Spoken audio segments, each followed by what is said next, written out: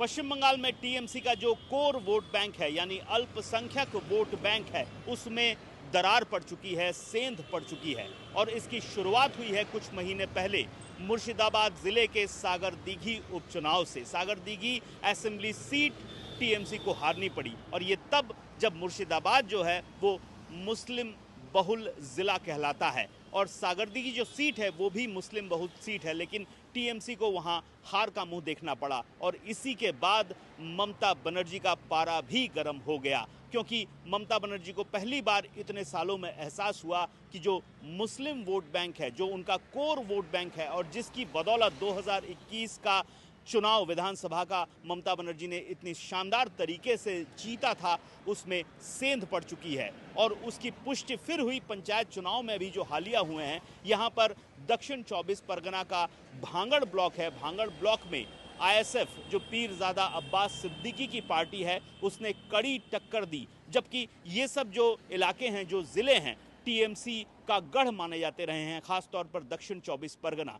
और दक्षिण 24 परगना के भांगड़ में बेहद ही कड़ी टक्कर मिली टीएमसी को और आईएसएफ का प्रदर्शन अच्छा रहा।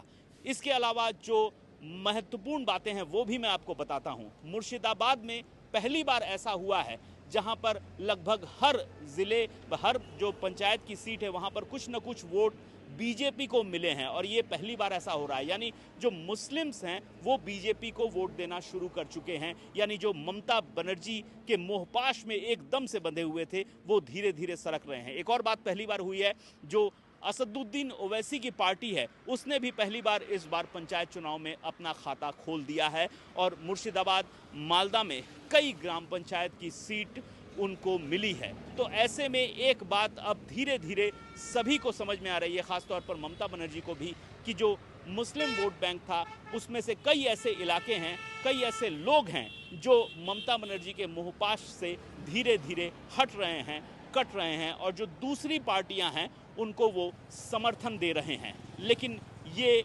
ममता बनर्जी और टीएमसी के लिए बेहद चिंताजनक बात है। वो क्यों, वो भी मैं आपको बताता हूँ। पश्चिम बंगाल की अगर पूरी जनसंख्या के हिसाब से हम देखें तो जो अल्पसंख्यकों की आबादी है वो 30 से 34% के बीच में समझी जाती है। और पिछले 9-10 सालों में अगर ममता बनर्जी की जीत कहीं पर भी हम देखें तो ये जो कोर वोट बैंक रहा है ममता बनर्जी का, अल्पसंख्यक, वो हमेशा उनके साथ रहा और इसी बदौलत ममता बनर्जी का वोट शेयर भी बढ़ता रहा, ममता बनर्जी की सीटें भी बढ़ती रही। लेकिन पिछले कुछ महीनों में कुछ तब्दीलियां सबको नजर आ रही हैं और ये जो कोर वोट बैंक है वो धीरे धीरे खिसक रहा है ममता बनर्जी के पाले से। अब ममता बनर्जी की कोशिश यही है कि किस तरीके से इस जो कोर वोट बैंक है उसको अपने साथ बांधे रखा जाए। इस पर चिंतन मनन भी ममता बनर्जी और टीएमसी की ओर से पिछले कुछ महीनों में किया जा चुका है, कुछ उपाय भी सोचे जा रहे हैं। लेकिन एक बात तो तय है कि जो अल्पसंख्यक अब तक ममता बनर्जी को अपना मसीहा समझता था,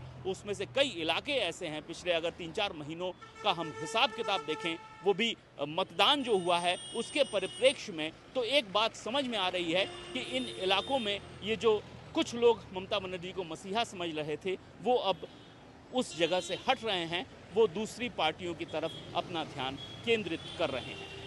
कैमरामैन किरणजीत के साथ अनुपम मिश्र, चुनाव तक, कोलकाता।